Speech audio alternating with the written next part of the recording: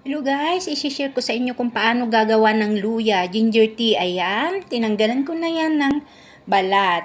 Marami ang benepisyo ng luya sa ating katawan guys, kaya magandang uminom kayo nito araw-araw. At ayan, hiniwa-hiwa ko na yan guys ng ganyan, kaliliit at gigilingin natin yan.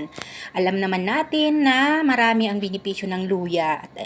At maganda ito sa katawan, pampababa ng kolesterol, pampatalino, patalas ng memory, at ang may mga diabetes dyan ay pwede ring uminom para makontrol ninyo ang inyong sugar level.